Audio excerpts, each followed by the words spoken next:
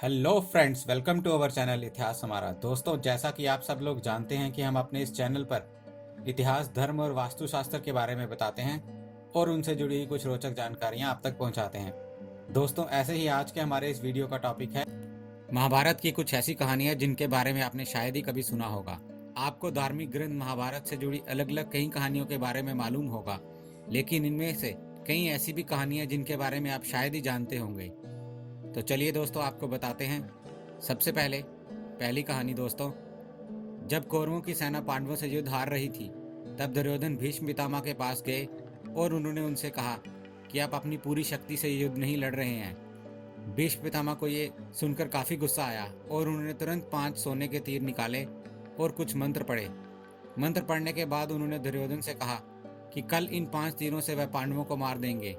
मगर दुर्योधन को भीष्म पितामह के ऊपर विश्वास नहीं हुआ और उसने वह तीर ले लिए और उसने कहा कि वह कल सुबह इन तीरों को आपको वापिस कर देगा। दोस्तों, इन तीरों के पीछे की कहानी भी बहुत मजेदार है। भगवान श्री कृष्ण को जब इन तीरों के बारे में पता चला तो उन्होंने अर्जुन को बुलाया और कहा कि तुम दुर्योधन के पास जाओ और 5 तीर मांग लो। दुर्योधन की जान तुमने एक बार गंधर्व से बचाई थी। इसके बदले उन्होंने कहा था कि कोई भी एक चीज जान बचाने के लिए वह उससे मांग सकता है। समय आ गया है कि अब तुम अपनी उन 5 सोने के तीरों को मांग लो। अर्जुन दुर्योधन के पास गया और उसने वह तीर मांगे। क्षत्रिय होने के नाते दुर्योधन ने अपने वचन को पूरा किया और तीर अर्जुन को दे दिए। 2. द्रोणाचार्य के पिता महर्षि भारद्वाज थे और उनकी माता एक अप्सरा थी। दरअसल एक शाम भारद्वाज शाम में गंगा नहाने गए, तभी उन्हें वहां एक अप्सरा नहाती हुई दिखाई दी। उसकी सुंदरता को देखकर ऋषि मंत्रमुग्ध हो गए और उनके शरीर से शुक्राणु निकला, जिसे ऋषि ने एक मिट्टी के बर्तन में जमा करके अंधेरे में रख दिया। इसी से द्रोणाचार्य का जन्म हुआ। 3. जब पांडवों के पिता पांडु मरने के करीब थे तो उन्होंने अपने पुत्रों से कहा कि बुद्धिमान बनने और ज्ञान हासिल करने के लिए वे उनका मस्तिष्क खा जाएं। केवल सहदेव ने ही उनकी ये इच्छा पूरी की और उनके मस्तिष्क को खा लिया। पहली बार खाने पर उसे दुनिया में हो चुकी चीजों के बारे में जानकारी मिली, दूसरी बार खाने पर उसे वर्तमान में घट रही चीजों के बारे में जाना और तीसरी बार खाने पर उसे भविष्य में क्या होने वाला है इसकी जानकारी मिली। 4. अभिमन्यु की पत्नी वत्सला बलराम की बेटी थी।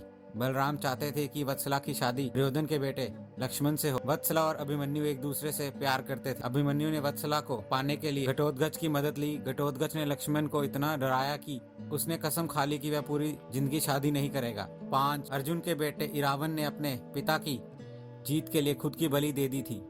बलि देने से पहले उसकी अंतिम इच्छा थी कि वह मरने से पहले शादी कर ले, मगर इस शादी के लिए कोई भी लड़की तैयार नहीं थी क्योंकि शादी के तुरंत बाद उसके पति को मरना था। इस स्थिति में भगवान कृष्ण ने मोहिनी का रूप लिया और इरावन से न केवल शादी की बल्कि एक पत्नी की तरह उसे विदा करते हुए रोए भी। 6. सहदेव ने जो अपने पिता का मस्तिष्क खाकर बुद्धिमान बना था, उसे भविष्य देखने की क्षमता थी, इसलिए दुर्योधन उसके पास गया और युद्ध शुरू होने से पहले उससे सही मुहूर्त के बारे में पूछा। सहदेव ये जानता था कि दुर्योधन उनका सबसे बड़ा शत्रु है, फिर भी उसने युद्ध शुरू करने से पहले का सही समय बताया। दोस्तों, अब 7वीं कहानी। धृतराष्ट्र का एक बेटा युयुत्सु नाम का भी था। युयुत्सु एक वैश्य महिला का बेटा था। दरअसल धृतराष्ट्र के संबंध एक दासी के साथ थे जिससे युयुत्सु पैदा हुआ था। 8वां, महाभारत के युद्ध में उडुपी के राजा ने निष्पेक्ष रहने का फैसला लिया था। उडुपी का राजा ना तो पांडव की तरफ से थे और ना ही कौरवों की तरफ से थे।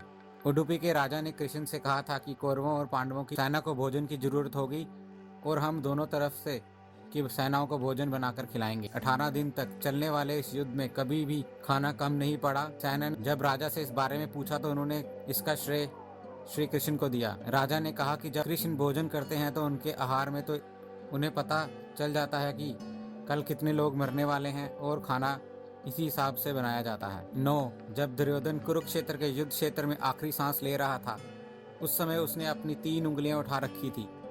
भगवान श्री कृष्ण उसके पास गए और समझ गए कि दुर्योधन क्या कहना चाहता है, कि आखिर वह 3 गलतियां युद्ध में ना करता तो युद्ध जीत लेता। मगर श्री कृष्ण ने दुर्योधन से कहा कि अगर तुम कुछ भी कर लेते तब भी हार जाते। ऐसा सुनने के बाद दुर्योधन ने अपनी उंगलियां नीचे कर ली थी।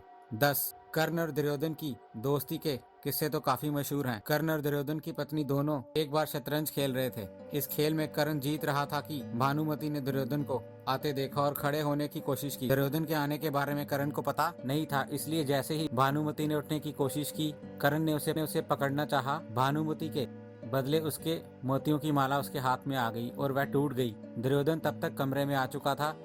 दुर्योधन को देखकर भानुमति और कर्ण दोनों ही डर गए कि दुर्योधन को कहीं कुछ गलत शक न हो जाए, मगर दुर्योधन को कर्ण पर काफी विश्वास था।